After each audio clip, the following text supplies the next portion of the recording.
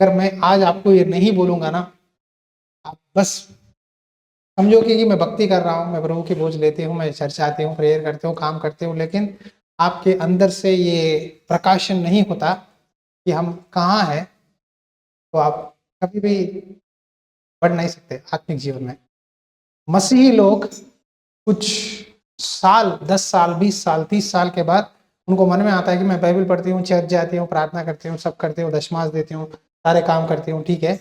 लेकिन जब कोई नए नए आते हैं तो वो कोई भी गलती करते हैं ना, तो हमें बहुत बड़ा बुरा लगता है, क्योंकि हमारे अंदर वचन बहुत चले जाता है कि हम हर बात पे वचन से उनकी तुलना करते हैं। उसको कहते हैं पुराना नियम का स्वभाव। नया नियम का स्वभाव क्या है पता है? यीशु मसीह के सामने एक व्यभिचारी स्त्री को डालकर बोले पत्थर से इसको मारो, व्यवस्था यही कहता है। प्रभु ने दया दिखाया। नया नियम में प्रभु ने दया, क्षमा, प्रेम, उद्धार सिखाया नया नियम में। तो हम पुराने नियम के मसीह बनेंगे ना, तो ना मैं ना आप कोई स्वर्ग नहीं जा सकते। इसीलिए व्यवस्था के द्वारा जो नहीं हो पाया, वो यीशु मसीह ने नया नियम में आकर दया, प्रेम से, क्षमा से, क्रूस की बलिदान से बताया कि मैं क्या चाहता हूं, बलि नहीं चाहता, दया चाहता हूं। प्रभु ने कुछ दिखाया करके। तो नया नियम के बारे में हमें बहुत जरूरी से जानना है। हमें दो भी मानना है, पुराना नियम, नया नियम, लेकिन हम नया नियम के मसीही की तरह रहना है।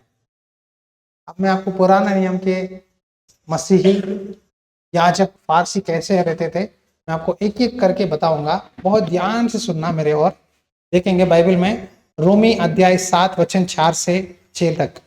वैसा ही हे मेरे भाइयों, तुम भी मसीह की देह के द्वारा व्यवस्था के लिए मरे हुए बन जाए, कि उस दूसरे के हो जाओ जो मरे हुए में से जी उठा।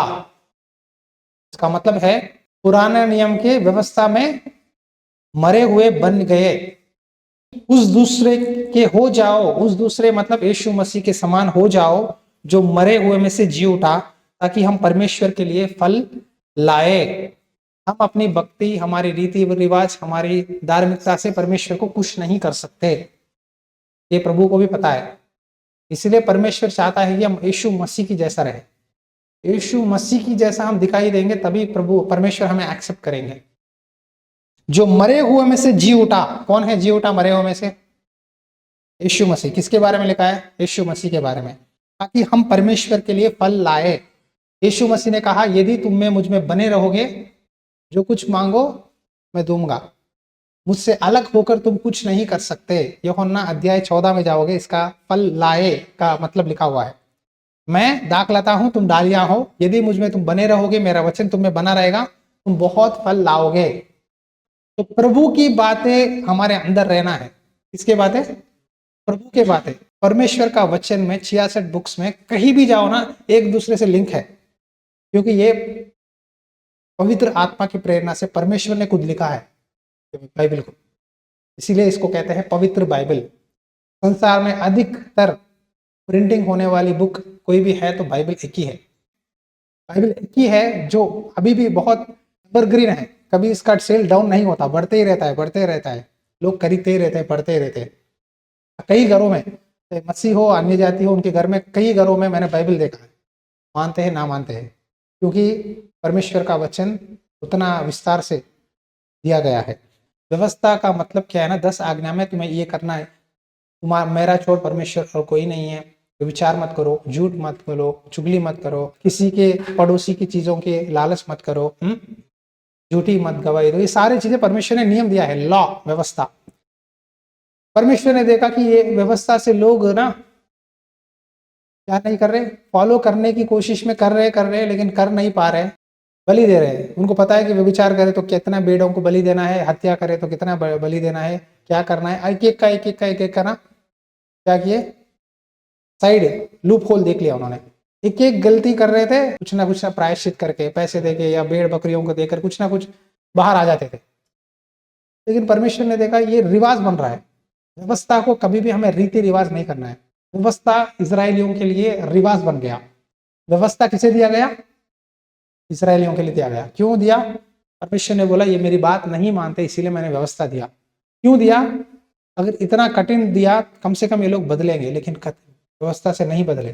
परमेश्वर ने बहुत कोशिश किया, मूसा की व्यवस्था दिया, बहुत कुछ किया, लेकिन बात नहीं मान रहे थे। परंतु जिसके बंधन में हम थे उसके लिए मरकर अब व्यवस्था से ऐसे छूट गए कि लेखा की पुरानी रीति पर नहीं वरन आत्मा की नई रीति पर सेवा करते हैं। आमीन।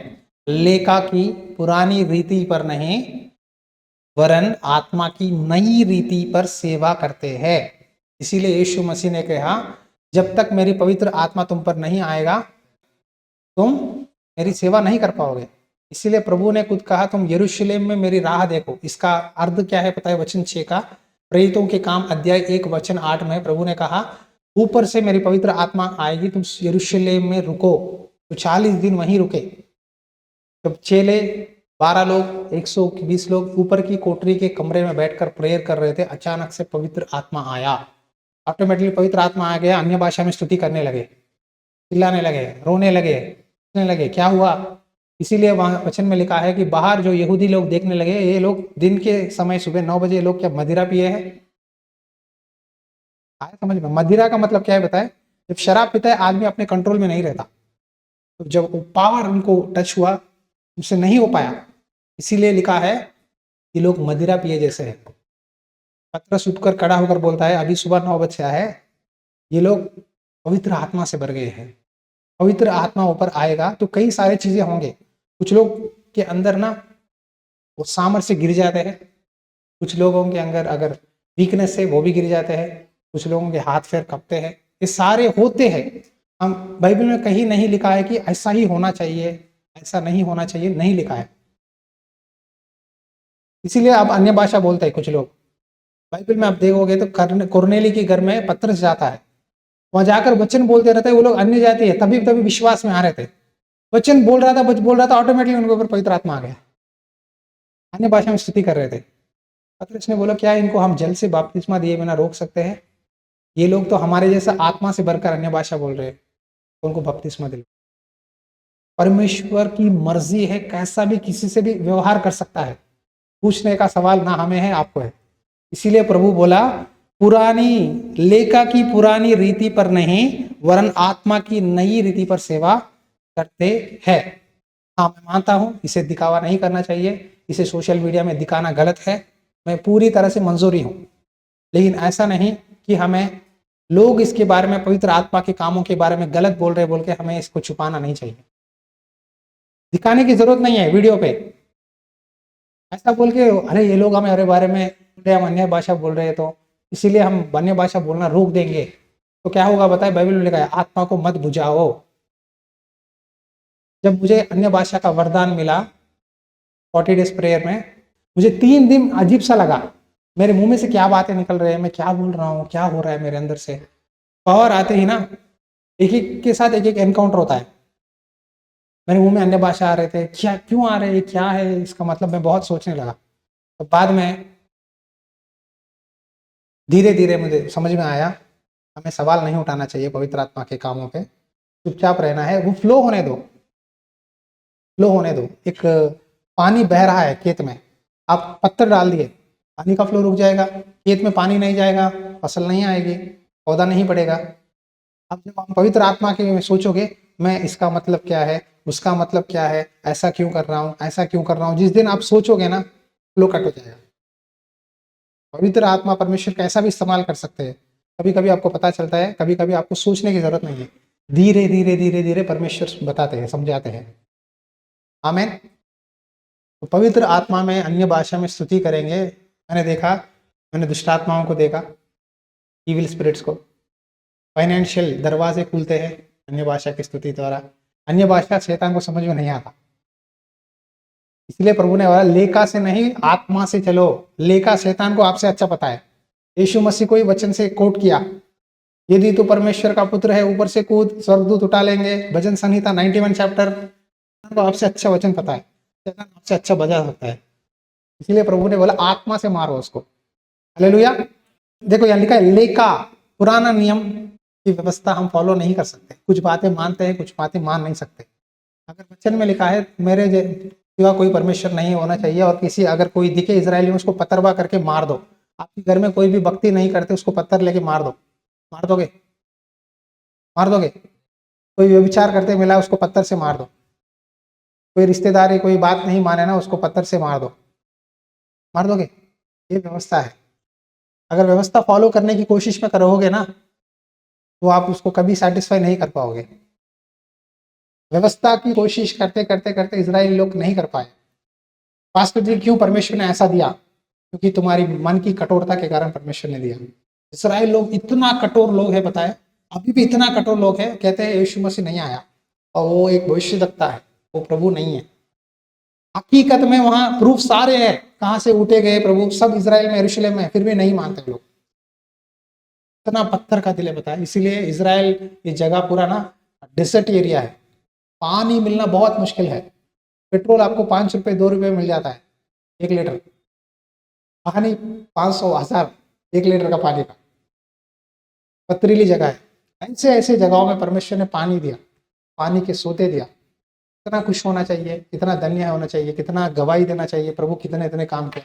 ऐसे जगह में पानी आना बड़ी बात नहीं है, वहां पानी आना बहुत बड़ी बात है। वहां पानी खरीदते इजरायली लोग। 1 लीटर पानी हमें यहाँ 10-20 रुपए में 12 रुपए में मिलता है। अब होलसेल में जाओगे ना, एक पेटी लूंगा मुझे बिस्लरी दे दो, 12 रुपए में देगा एक बॉटल होलसेल में। लेकिन इसराइल में आपको 500-1000 रुपए चाहिए 1 लीटर पानी के लिए। तो ऐसी जगहों में परमेश्वर ने उनको चुना, लोग कठिन होते गए। अभी भी ना व्यवस्था करते हैं वो लोग, कितना स्ट्रिक्ट है पता है। जो कोई याजक जाता है, अभी भी होता है वहां, सफेद कपड़े पहनता है पूरा पक्का, जो परमेश्वर ने पुराना नियम दिया जैसे वो कपड़े डाल के जाते हैं। उनको आप छू भी नहीं, ना छूना नहीं चाहिए ना बोलना भी चाहिए। अभी भी वो ऐसे ही है, व्यवस्था ही चलते हैं। उनके पास क्या है ना, टोरा है। टोरा का मतलब क्या है पता है? पहले 5 पुस्तक पुराने नियम के, उत्पत्ति, बोलो, निर्गमन, हाँ, गिनती, व्यवस्था, गिनती, हाँ, व्यवस्था कर, ये 5 को ही फॉलो करते हैं। इसको टोरा कहते हैं। इसको पकड़ के, एक टोरा पकड़ के ना खड़े होकर प्रार्थना करते हैं, वही पढ़ते रहते, वही पढ़ते रहते, उसी में है, व्यवस्था में ही है इजरायली लोग अभी भी, नए नियम में नहीं आए। आज मसीह भी व्यवस्था में है। चर्च में थोड़े साल भक्ति करने के बाद आप व्यवस्था में जा रहे हैं। आज मैं वचन में से, नया नियम से, बाइबल से ही जवाब दूंगा। व्यवस्था में जाएंगे तो क्या होगा?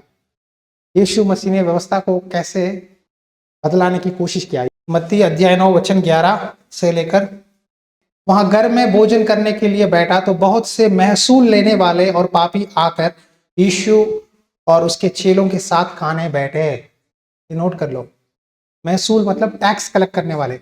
अभी भी हम इनकम टैक्स ऑफिसर्स को नफरत करते हैं, क्यों?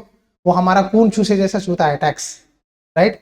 तो उस समय महसूल लेने वालों को बहुत घिनौना, मतलब बहुत गंदा की आदमी की तरह सोचते थे। टैक्स कलेक्टर्स पापी, पापी मतलब व्यभिचार करने वाले, चोरी करने वाले, लड़ाई झगड़ा, कुछ भी, झूठ चुगली, कुछ भी, ऐसे सारे लोग यीशु मसीह और उनके चेलों के साथ आकर बैठकर खाना खाते थे।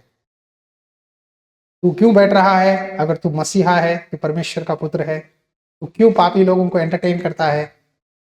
तो प्रभु ने बोला, यह सुनकर यीशु ने उनसे कहा, वैद्य भले चंगे के लिए नहीं परंतु बीमारों के लिए आवश्यक है। डॉक्टर किसके लिए आता है जी? चंगे के लिए आता है। मैं डॉक्टर हूं, आपकी बीमारी इलाज करने आया हूं, प्रभु बोल रहे थे। इसीलिए तुम जाकर इसका अर्थ सीख लो। मैं बलिदान नहीं परंतु दया चाहता हूं। चर्च में मैं यही बोलता हूं सबसे, मैं दया चाहता हूं, दया चाहता हूं, दया चाहता हूं। क्यों बोलता हूं? 100 बार क्यों बोलता हूं? एक दूसरे के पापों को गिनेंगे ना, हम व्यवस्था में चले जाते हैं। आप 100 बार मुझे धोखा दो, फिर भी मैं आपको दया ही करूंगा, क्योंकि मुझे यीशु मसीह की नया व्यवस्था में, नया नियम में रहना है। प्रभु ने मुझे कहां से लेकर कहां से छुड़ाया, कहां कढ़ाया, तो मैं भी दया ही दिखाऊंगा। दया दिखाऊंगा तभी मैं प्रभु के स्वर्ग के राज्य में, उस अनुग्रह में रहूंगा। दया, मैं बलिदान नहीं परंतु दया चाहता हूं, क्योंकि मैं धर्मियों के लिए नहीं पापियों को बुलाने आया हूं। जो अपने आप को मन में समझते हैं कि मैं टू गुड, मैं परफेक्ट, मैं अच्छा हूं, मेरे अंदर कोई नहीं है, उस वर्ग प्रभु को कुछ नहीं कर सकता। जो एहसास करता है कि हाँ, मैं कैसे जगह से आया हूं, मेरा स्वभाव पहले कैसा था, अब कैसा हुआ, ये प्रभु की दया है, तो मैं भी दूसरों को वही प्यार दिखाऊंगा। अब अगर एक समय में आप झूठ बोलते थे, आपको झूठ से छुटकारा मिला, मान के चलो, तो अगर आपके सामने कोई मसीह में नए हैं, कुछ झूठ बोल रहे हैं, तो आपको क्या करना चाहिए? उनको प्यार से समझाओ, प्यार से प्रार्थना करो। अगर आप डांटेंगे, ए नरक जाएगा तो गारंटी लिख ले, तो बोलेगा वो कभी भी प्रभु में नहीं आएगा। उसके बदले ठीक है चलो हो गया, प्रार्थना करेंगे, यही है ना बोलना है, यही दया है ना। यीशु मसीह के पास व्यवस्था दिखा रहे थे, व्यवस्था बोल रहे थे पारसी लोग आकर। तो अगर आप में से कोई मुझे माँ बाप या बोलते हैं पास्टर जी ऐसे कर रहे ऐसे कर रहे, तो मैं पहले बोलता हूँ, क्या बोलता हूँ? प्रेयर करो, प्रभु ही बदलाएगा। थोड़ा टाइम दो, छोड़ दो, प्रभु ही रास्ता निकालेगा। बस चर्च में लेके आते रहो, धीरे और धीरे बदलेंगे। तो यीशु मसीह के पास इन्होंने क्या किया? एक व्यभिचार में पकड़ी गई स्त्री को लेके आया। व्यवस्था कहता है कि व्यभिचार में पकड़ी गई स्त्री को पत्थर से मार देना है, जान निकाल देना है, मर्डर, उड़ा दो उसको दुनिया से। अगर ऐसा व्यवस्था हम फॉलो करेंगे ना, आधा लोग काली हो जाएंगे, पॉपुलेशन। मानते हैं? झूठ बोलोगे ना, वहीं की ना, गूंगे हो जाओगे, दोगे ना, अंधे हो जाओगे। इस तरह परमेश्वर सजा दिया होता, बहुत सारे अंगे अंधे बहरे गूंगे लंगड़े हो जाते सब लोग। लेकिन परमेश्वर ने, पास्टर माँ को एक स्वप्न आया, वो अपने चर्च के लिए, स्वर्ग दिखाई दे रहा है, सिंहासन पर परमेश्वर बैठे हैं। तो एक व्यक्ति को लेके आए, खड़ा किए। खड़ा करते ही परमेश्वर ने देखा उसने कुछ गलत काम किया था। तो परमेश्वर ने देखा देखा, बोला उसको जला दो। कड़े कड़े स्वर्गदूत ने ऐसा बोला, आदमी शरीर पूरा ना जल के राख हो गया नीचे। यीशु मसीह देखे, प्रभु ऐसा कैसा कर दिया? प्रभु ने इमीडिएटली देखकर जल्दी जल्दी जाकर पिता के पास सिंहासन के सामने घुटने टेक कर, प्रभु मैंने इनको खरीदा है, इनको एक और मौका दे। सर हलाए बस। वो एक रूप की तरह है, डायरेक्टली चेहरा नहीं देख पाए, वो थोड़ा धुंधला धुंधला दिखाएगा। इमीडिएटली राख फिर आदमी बन गया। एक और मौका देता हूँ। प्रभु ने बोला मैंने तुझे खरीदा है, इनकी प्रार्थना सुन के। क्यों हम प्रेयर करते पता है आपके लिए? मैंने इनकी प्रार्थना सुना है, मैंने तुमको मौका दिया है, नहीं तो तुम राख हो जाते थे। तुमको राख में से फिर मैंने तुमको जीवन दिया। ये बार एक नई वाचा है। ये क्या है? नई वाचा है, आपसे ईमानदार रहो, यही लास्ट मौका है। यीशु मसीह ने बोला उस व्यक्ति से, देख रहे थे। तो परमेश्वर इस चर्च पे बहुत प्यार कर रहा है। यहाँ आने वालों को प्रभु एक नई वाचा से प्यार कर रहा है। आपको मैं कैसे समझाऊं पता नहीं चल रहा। सबसे प्यार कर रहा है। हमारी दुआएं स्वर्ग में जा रही है, और प्रभु दिखा रहा है कि मैं, अगर तुम हट जाते ना, अगर मैं भी हट जाता, यीशु मसीह हट जाते, मैं भी हट जाता, तो हम आप लोग राख बन जाएंगे परमेश्वर के नजर में। परमेश्वर पाप को सह नहीं सकते, कुछ भी सह सकते, पाप पे नहीं रह सकते, उनको बहुत गंदा लगता है। पवित्र परमेश्वर है वो, पाप को बिल्कुल सह नहीं सकते। पाप छोटा बड़ा ऐसा नहीं है, परमेश्वर के नजर में पाप पापी है, बिल्कुल सह नहीं सकते। लेकिन प्रभु यीशु मसीह वहां मध्यस्थी कर रहा है स्वर्ग में। इसके बारे में बाइबल में बहुत सारे रेफरेंसेस है, अगर आप बाइबल पढ़ते हो पता चलेगा। पौलुस कहता है परमेश्वर, प्रभु मध्यस्थी कर रहे हैं परमेश्वर के दया के सिंहासन के सामने। दया का सिंहासन है वहां, इसलिए आज आप जीवित हैं, मैं जीवित हूं। नहीं तो कब की कब हम नरक में चले जाते। प्रार्थना करने वालों को प्रभु बताता है, पेड़ों की स्थिति बताता है। इसीलिए एजेकिएल में लिखा है, सूखे हुए हड्डियों को परमेश्वर ने क्या दिया? मांस, शरीर फिर बना दिया। एजेकिएल भविष्यवाणी बोल, क्या ये सूखे हुए हड्डियों में जान आएगा? प्रभु आपको ही पता है, बोल भविष्यवाणी कर, सूखे हुए हड्डियों में जान आएगा। भविष्यवाणी करने लगा, हड्डियां जुड़ गए, नस आ गया, लहू आ गया, फिर शरीर बन गया। परमेश्वर ने आत्मा उसमें दिया, आत्मा। वचन जिंदा है। पतरस ने आके बोला, प्रभु मेरा भाई मुझे बहुत मेरे साथ ना गलत व्यवहार करता है, कितने बार क्षमा करूं? 7 बार क्षमा कर लिया, और कितने बार करूं? 7 बार नहीं, कितने बार? 77 बार क्षमा कर। क्षमा के लिए कोई गिनती नहीं है, लेकिन क्षमा कब तक होगा? जब तक वो आदमी क्या करेगा? इस संसार में रहेगा, एहसास करेगा। देखो क्षमा में भी 2 तरह के, एक जानबूझकर पाप करने से क्षमा नहीं है। पाप करेंगे तो क्षमा होगा, लेकिन उसका सजा भी मिलेगा। इसलिए वचन में लिखा है, मनुष्य जो बोता है वही काटेगा। अब जानबूझकर पाप करके माफी मांगोगे ना, क्षमा देगा, लेकिन उसका थोड़ा सा सजा भी मिलेगा, छोटा सा सजा लगेगा। शरीर से बीमारियां हो सकते हैं, मुश्किलें, नुकसान, कुछ ना कुछ होगा। लेकिन फिर आप प्रभु से विनती करोगे, प्रभु आगे से मैं नहीं जाऊंगा संसारिक चीजों में, नशे में, लोगों की बातों में, लड़ाइयों में, झगड़ों में, चीजों में, तो प्रभु आपको बचाएगा। हम संसार से अलग हुए हैं, कितने लोग मानते हैं ये बात? हम संसार से अलग हुए हैं।